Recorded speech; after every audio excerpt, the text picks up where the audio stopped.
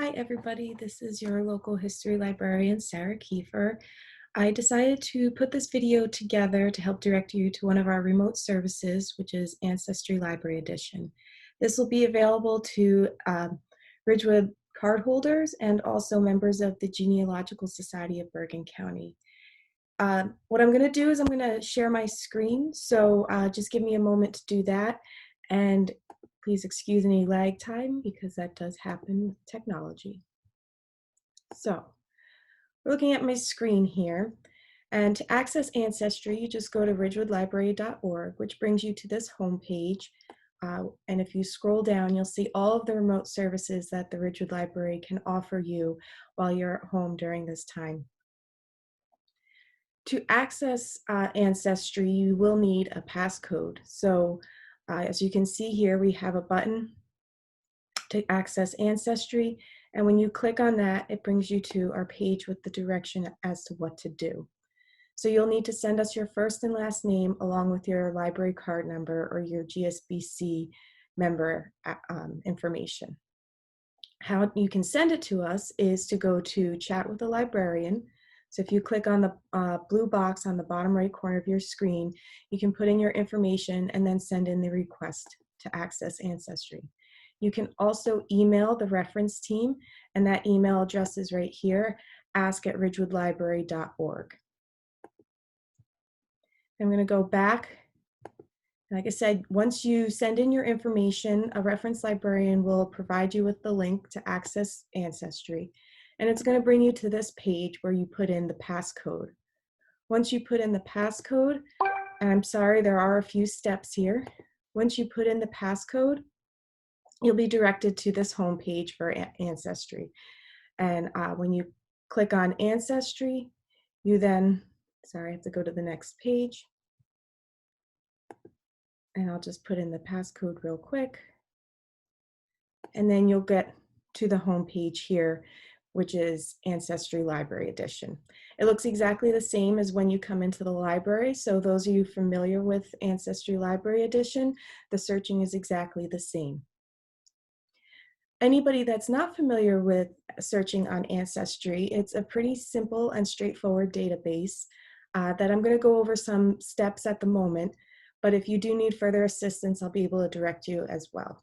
So always start with what you know and work backwards on Ancestry.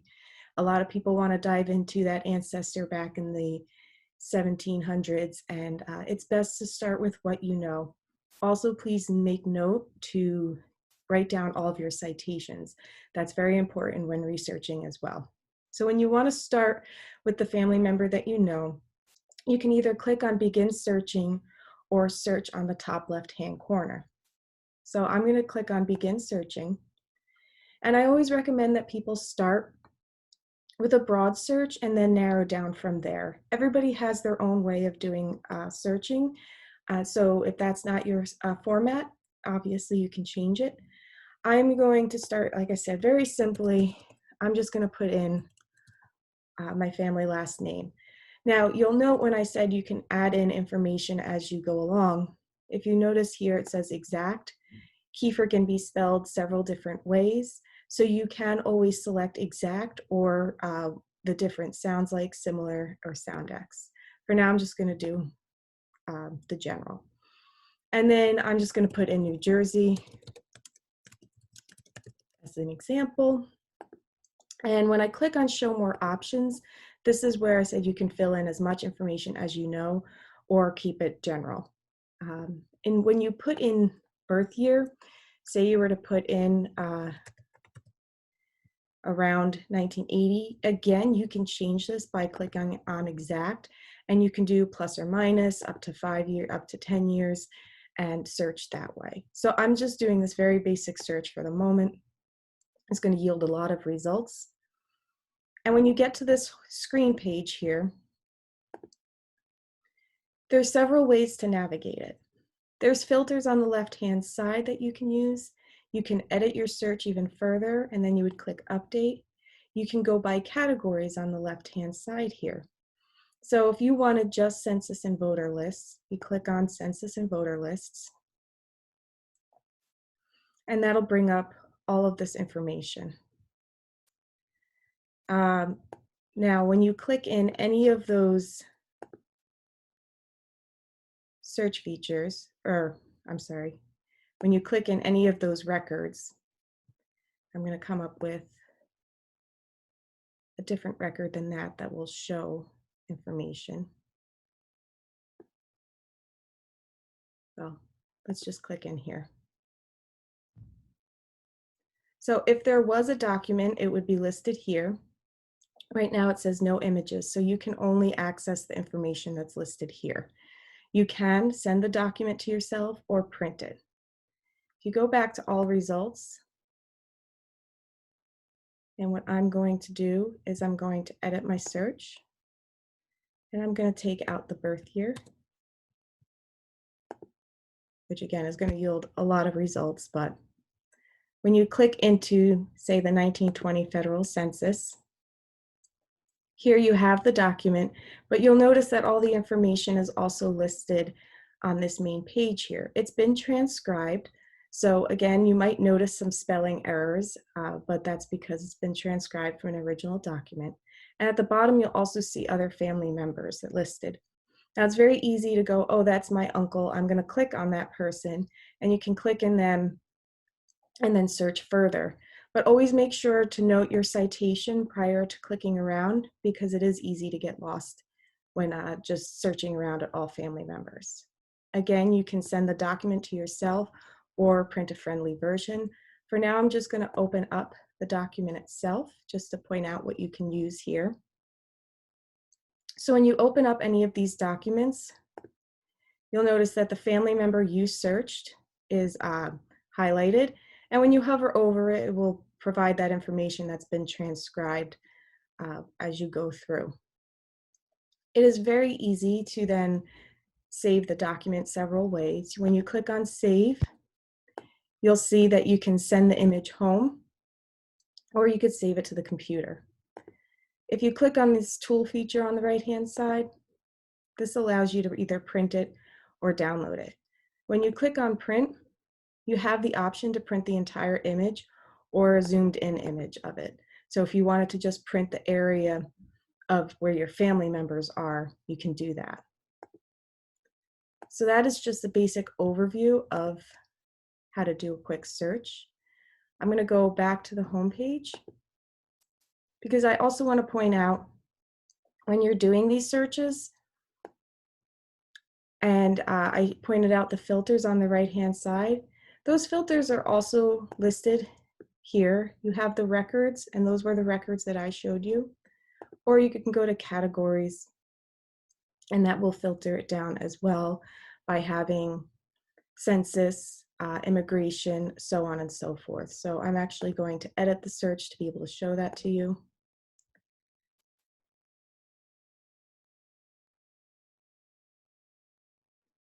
And I'm going to put all categories, and then that's where you can see. So on the left-hand side, it filters it this way. When you click on categories, you have them broken down visually this way. So that's how to do a quick search. I'm going to go back to the home page and point out some of the other features on Ancestry.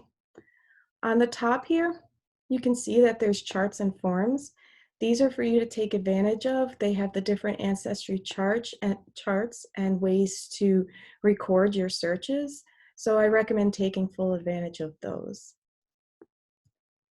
Also on the home page, when you scroll to the bottom here, you see all of these quick links. There's different ways for you to access different information.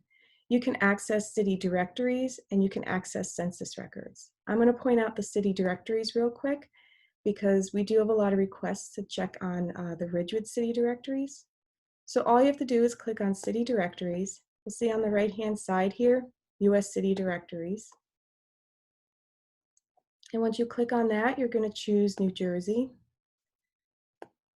Again, you can adjust this as you're doing other searches in other areas, but for the sake of showing how to search Ridgewood, then you click on the town of Ridgewood or the village of Ridgewood. And here are all the years listed of the city directories back from 1926 to 1960.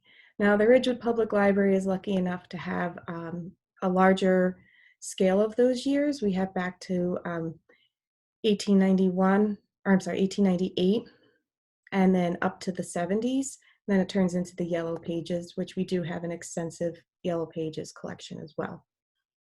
But until we reopen, you can access the city directories here and search for family members, information on your house.